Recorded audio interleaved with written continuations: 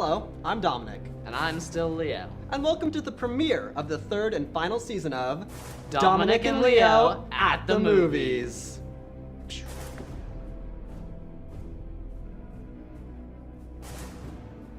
Today we're starting off the beginning of the end with Dunkirk, Christopher Nolan's latest summer blockbuster. But it's certainly not just your average summer action film. Dunkirk retells the story of the great British evacuation of an entire army from the beaches of Dunkirk during the early years of World War II. It follows three storylines of land, air, and sea. By spinning these threads together, Nolan creates an atmospheric and utterly real perspective on the horrific and surreal nature of this historical event.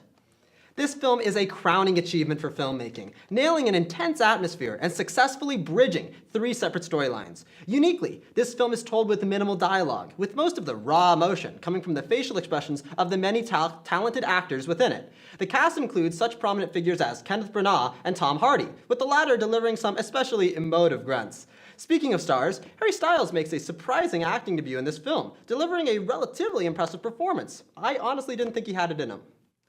If all you need is a series of sublimely beautiful shots coupled with a masterfully composed score by the ever-legendary Hans Zimmer, then you should be supremely satisfied. Beyond that, this film features some truly impressive special effects, the sort of that are practically invisible.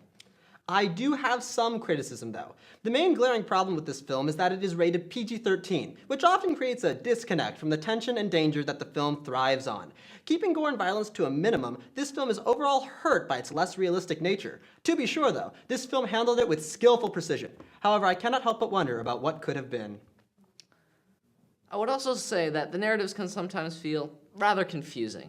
Its dedication to history also leaves it a little dry, with its narrative working solely to illustrate how the history actually happened.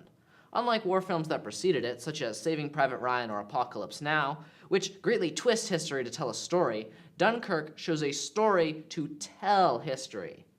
Even so, this is a movie to see. It easily tops the year's films. 8 full Leo heads out of 10. I completely agree. This film is easily a must-watch, both for moviegoers and history buffs alike. I give this film 8 Leo heads out of 10. Absolutely stellar.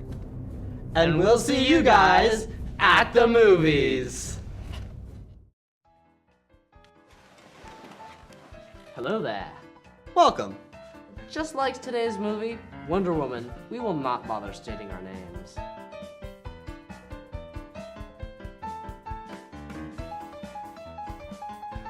After some very controversial films, DC comes out swinging with the next installment of their cinematic universe. This brings Wonder Woman to the big screen for the first time in, well, actually just a year.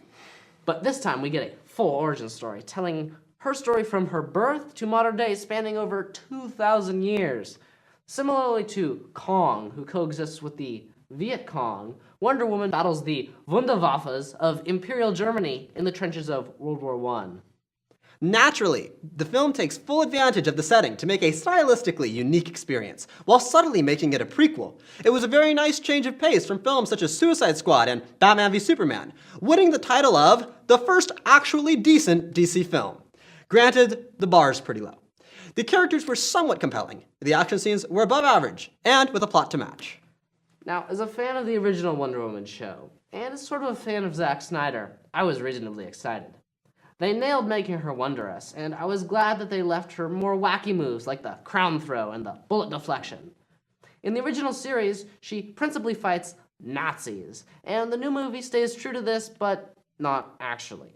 For some reason, she fights the Imperial Germans, although the movie depicts them essentially as Nazis, complete with disposable goons, cartoonish leaders, and wild plans to gas everyone. For a film that makes a point of deconstructing good and evil concepts, this is an absurd oversight. This represents the flaws of the movie as a whole. It is passable, easily better than the worst superhero films, and much better than DC's previous showings.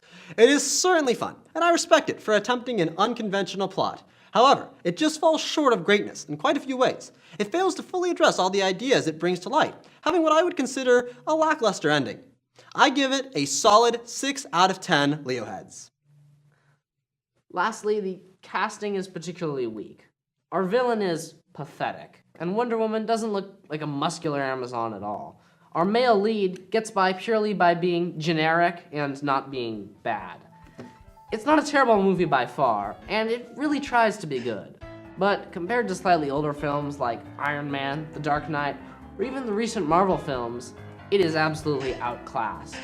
5 Leo heads. And we'll see you guys at the movies. Hello, I'm Dominic. And I'm Leo. And like today's film, we're going to play music the entire time without break. And then make a remix of the things we say. Things we say. Things we say. And then make a remix of the things we say.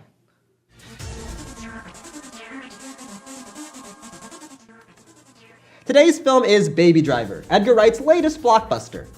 The story follows Baby, a young man with tinnitus, who constantly listens to music to drown out the ringing in his ears. But this oral focus makes him a masterful getaway driver. But Baby soon falls in love with a woman named Deborah and tries his best to escape his ties with a life of crime that don't want to let him go. This film is an absolute whirlwind. A musical in everything but name, it contains the usual action and goofiness entailed within an Edgar Wright film. The cast features a few major stars, such as Kevin Spacey, Jamie Foxx, John Hamm, and the male lead from The Fault in Our Stars as Baby himself. With fantastic cinematography and writing, this film rarely stutters. While Dunkirk may have been a technically very good film, this is the movie to see if you want something fun. Mixing pounding action, sharp comedy, and great characters, all infused with a diverse soundtrack. If you like the Edgar Wright films, which you should, you'll like this. This film surprised me in more ways than one. The breakneck pacing and overall sense of urgency derived from the quick editing and endless nature of the music makes the film a wild ride and had me glued to my seat for its entire duration. The film's not perfect though, and has one glaring plot hole which stuck out to me while watching that I will not spoil here. However, I will say that it happens toward the end. There's not a whole lot else to say. It's a very solid film without any clear flaws, unless you talk to Dominic. In some ways, it's a little cliche as kind of a teen movie, like most of Wright's work, but it's more than made up by beats of creative and dynamic storytelling. 8 Leo heads. Good fun, but not entirely mindless. This film has all the qualities of greatness, with compelling characters, beautiful cinematography, fantastic writing, and above all, it is entertaining. It was a pleasure to watch this film, and I hope that Edgar Wright will maintain his so far perfect filmography. I give this film 8 Leo heads out of 10. And we'll see you guys at the movies. Hey, I'm Dominic. And I'm Leo. And welcome to the first ever special edition of Dominic and Leo at the Theater.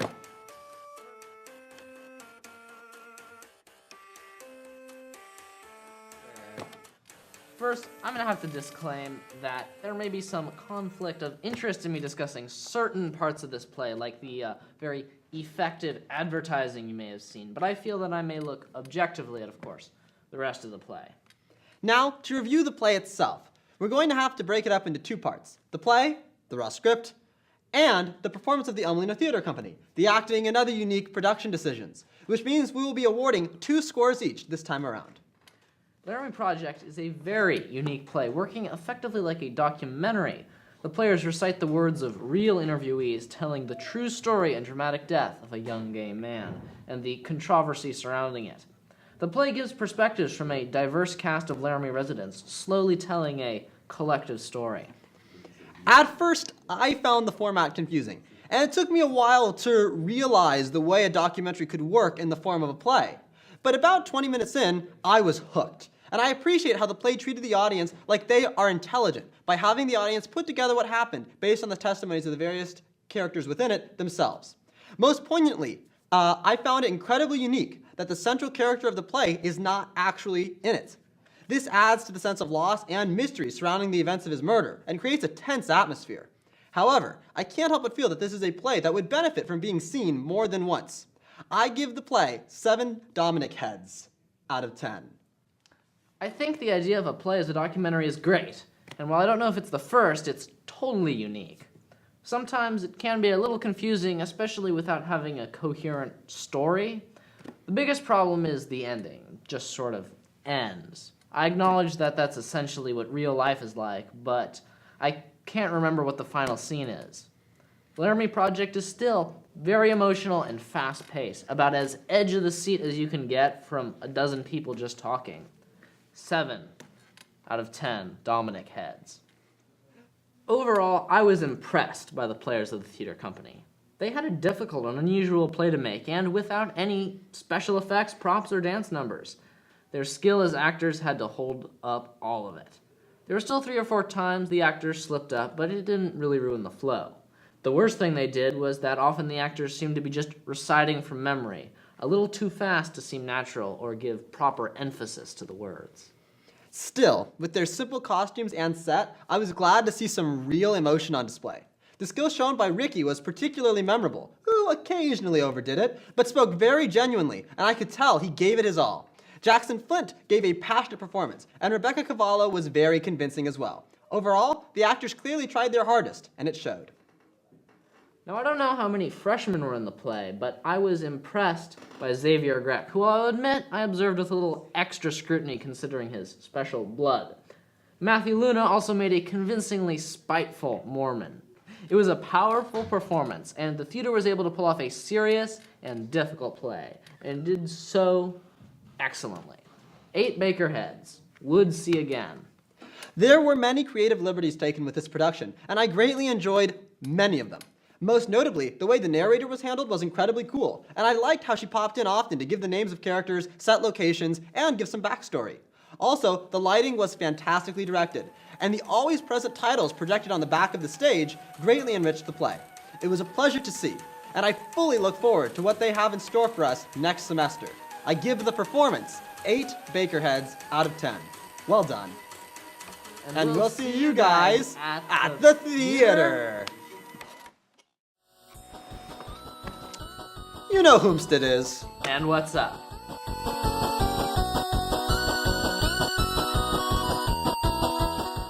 Years ago, we looked at The Force Awakens, a controversial film. That some liked. And some hated. But it expanded greatly on the Star Wars universe, along with many unsolved mysteries and a massive cliffhanger. Now, Star Wars, The Last Jedi seeks to reveal, improve, and expand. But can it make it all work? The answer is maybe. It picks up right where we left off, and to our surprise, Luke is basically Mr. Baker on any given day. Meanwhile, the First Order has the Resistance on the run as they pursue them through deep space. I am pleased to say that acting was all around great. Adam Driver is still great, and Mark Hamill is, of course, great. The special effects were, as expected, fantastic, and my favorite parts were easily the epic interstellar conflicts, which will not cease to be cool. As usual, the Disney blank check funded special effects were top notch. I wouldn't be too surprised to see this film take the Oscar for that category. Otherwise, it's difficult to describe this film without spoilers, but I can say that at least some of the supposed controversy for it has merit. J.J. Abrams set up many intriguing mysteries with The Force Awakens, and it's up to you to decide how you feel about the way director Rian Johnson handled them, or did not handle them, and put his own spin on the Star Wars universe. Unfortunately, like The Force Awakens, this falls apart in the writing.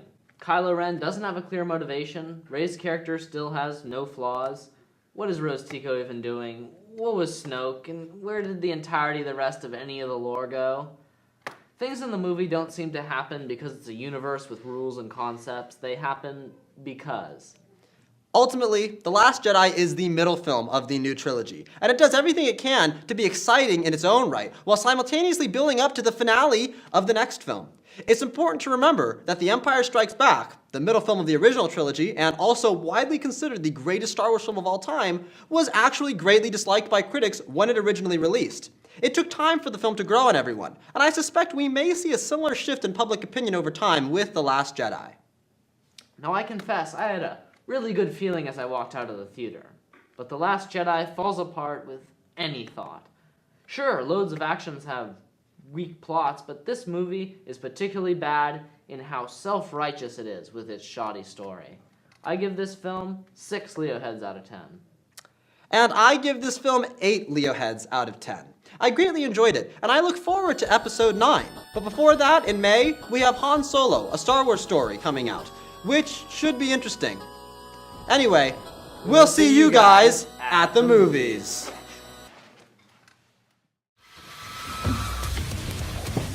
Howdy, I'm Leo. And I'm Dominic. And welcome back to this installment of Dominic and Leo at the movies.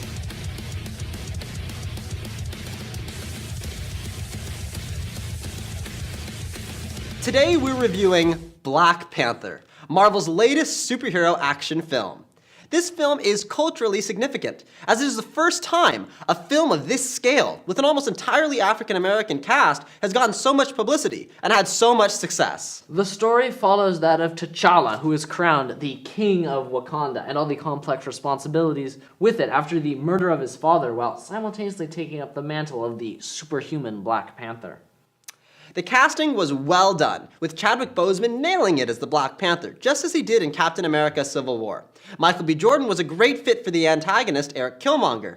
The supporting cast was made up of other stars, such as Andy Serkis, Forrest Whitaker, and Denai Gurira, to name a few, all of whom were compelling and surprisingly fleshed out.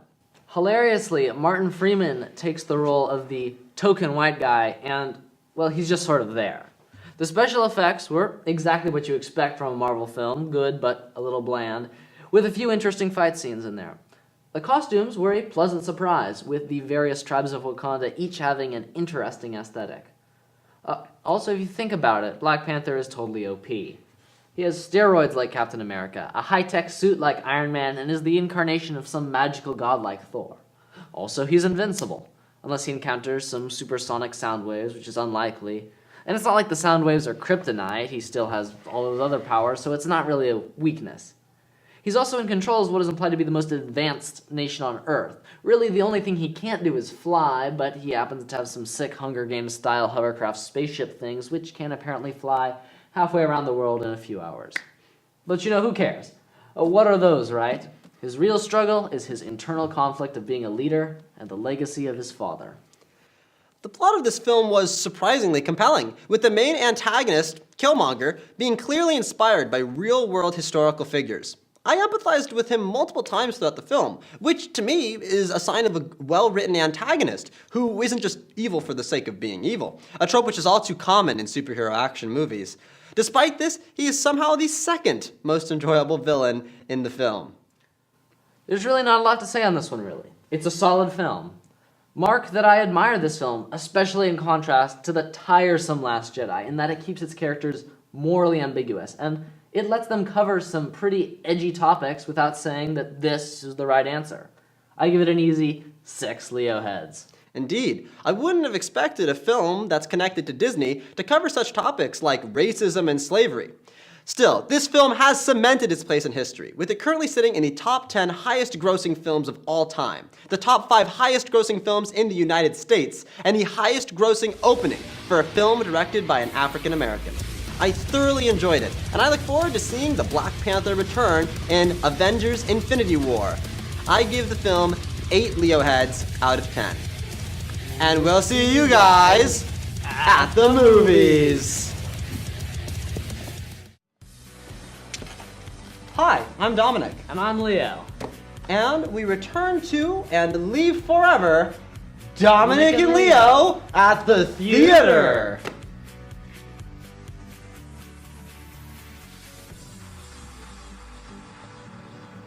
Today we're reviewing The Addams Family, The musical. the latest production from the El Molino Theater Arts Department.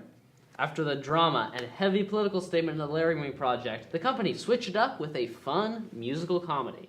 Now, I had the benefit, or burden, of having read the script and heard all the songs beforehand. I can say then that the play itself is a solid, mediocre intellectual property cash grab with a generic plot. It's handled decently, and the dialogue is characterful. However, this play is designed to be accompanied by loads of elaborate, atmospheric props, sets, gags, and like. This could be called a disadvantage given the scope of our school. Another disadvantage could be named the musical premise, as the play suffers from the pervasive mass delusion that musicals are enjoyable. Well, I found the play cute in many ways, with a premise that was fun for the whole family. Although I will say that I didn't find many of the jokes very funny. Chalk it up to my poor sense of humor if you must, but that's probably my most major critique. The characters were perfectly cast, with Jackson Flint playing an awesome Gomez. He looked fantastic with the slicked back hair and the mustache. I think he should just look like that all the time. Jeannie Broom played a fantastic Morticia, and Ella Kinderman an equally fantastic Wednesday. Matt Luna played himself, and Rebecca Cavallo played herself. Stephen Ballard made for a fun love interest, and the rest of the cast played their roles well. I was impressed with how well these people can sing. I mean, they can sing! The choreography was on point, and the lighting and sound crew were particularly unsung heroes with this show. The dress and makeup was great, and the direction was excellent. Honestly, I don't have many negative things to say. The live music, in particular, was phenomenal, and the set design equally so. The decision to make the music live was certainly bold and must have been difficult to organize, but totally enhanced the musical experience and is entirely praiseworthy. I also like how the play smartly utilized the specific talents of the actors for dramatic effect, slightly changing the play to incorporate Rebecca's operatic singing, Ariana's dancing, and Matt's unwavering skill in being uptight. I would also give much credit to Jackson, whose effort clearly surpassed his natural ability in singing. Aslan was always doomed to try to do a masculine voice while singing at the same time, a feat not clearly possible. I will also say things got a little miserable when Matt's mic malfunctioned, meanwhile his mouth maximized my melancholy. Technical issues aside, this was kind of a masterpiece, and I feel like the bar has certainly been raised for the future El Molino musicals to come. I give the performance 9 Bakerheads out of 10. All in all, this one is not the pinnacle of emotional theater, but it doesn't try to be. It's entertaining, fun, with some effort and ability unlooked for. I give it 7 Bakerheads. Good job. And we'll see you guys. We won't see you guys. Nope, this is it, this is the end.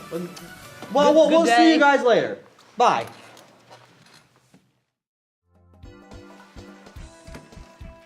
Hey, I'm Dominic. And I'm Leo. And welcome to the final installment of Dominic and Leo at the movies.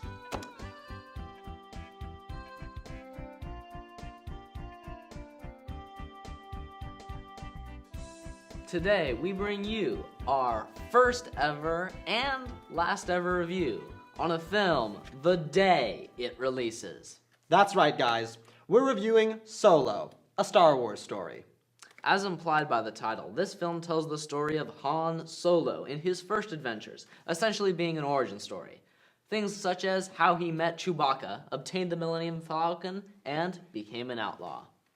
Now, I'll admit, after hearing about what this film went through in its development, including switching directors midway, I kept my expectations so low. But I am happy to report that it exceeded those expectations, as it ended up being a pleasant surprise. Ron Howard is a legendary filmmaker, so I knew the film was in good hands. Now, my expectations were definitely surpassed. This is by no means anything more than a fun action movie, but for a Star Wars film, it does well for itself. There are some great action scenes, and a load of very interesting special and practical effect aliens. I love how this film returns to the tone of the first film by just throwing all sorts of strange, grimy aliens and gritty locations. The casting was phenomenal. Anyone who was skeptical about Alden Ehrenreich's ability to portray the title character can put those reservations aside. He nailed it. Woody Harrelson was exceptional, as to be expected, and Emilia Clarke also showed off her skill and acting prowess. Coming hot on the heels of This Is America, Donald Glover was an absolutely fantastic pick for Lando Calrissian. I guess you could say the role fit like a glove. I'd say more a sock. The guy is so incredibly talented. There doesn't seem to be anything he can't do. Solo, it's a good bit of fun, and I think a positive expansion and revision of the Star Wars universe, especially with the slightly tacked on twist ending. I think this film was a little too serious, or could at least better reflect Han's carefree attitude towards life, with a more focus on adventure than drama. It's better than The Last Jedi, and about on par with The Force Awakens. I think it takes a decent 5 Leo heads. The beginning of the film moves far too quickly, with many things seeming extremely contrived. I will say, though, that it is a fun and enjoyable ride that is worth the time of anyone who likes Star Wars.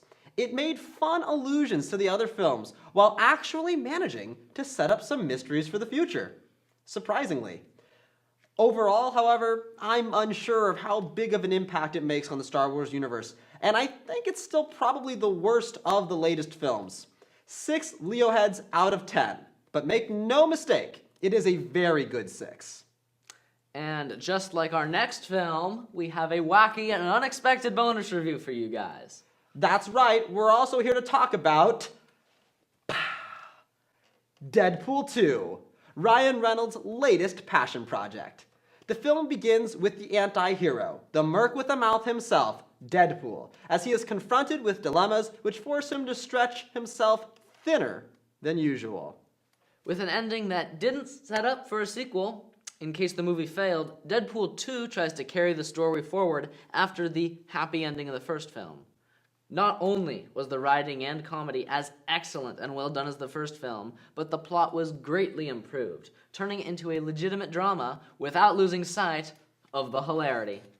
I agree. The plot was surprisingly touching and cute, and definitely different than what I was expecting going into the theater. Overall, though, I found it incredibly weak. The pacing in this film is very poorly done, with the whole thing frequently feeling like a whirlwind of mishmashed ideas. The humor was on point, albeit tiresome sometimes. I love Deadpool as much as the next guy, but the novelty of him being an edgy, different superhero who makes rowdy jokes and breaks the fourth wall often wears off. The special effects were tastefully used and overall excellent, although Colossus sometimes dips into 2005 CGI quality. The makeup was amazing, and character design was interesting. It really takes me out of the continuity, though, that the Juggernaut doesn't have an Australian accent and doesn't say, "I'm the Juggernaut," like he does in X-Men 3. I hope somebody got fired for that one. The casting was perfect. I have no complaints in that department. Part of the magic of Deadpool is Ryan Reynolds, and the fact that he is the main driving force behind it. He funded it, he wrote it, he imagined it, and he realized it. And that love definitely shines through this film as much as the first. Deadpool 2 pays respect to X-Men, while also remaining accessible to those who only saw the first Deadpool film. This was an excellent film, and I would give it a 7 out of 10. I would recommend watching it. It's truly amazing that we live in a timeline with 2 good Deadpool movies. In the end, this film was everything that it needed to be. It works well as a comedy, a drama, and an entry in the X-Men series. I enjoyed it, and I would recommend it. 6 Leo heads out of 10. Anyway, this is it. This is the end. And it occurred to me that I never gave a single film a perfect score in our entire run. So you know what? Screw it. What have I got to lose? 10 out of 10. Thank you for joining us on this journey. Whether you've been with us all 3 years or you just hopped on board recently, we're happy to have had the chance to be your film critics. It's been an unforgettable experience. The discussions we've had about our favorite movies and franchises were unparalleled. Also, let me get out a quick Shape of Water review. 10 out of 10. See that movie.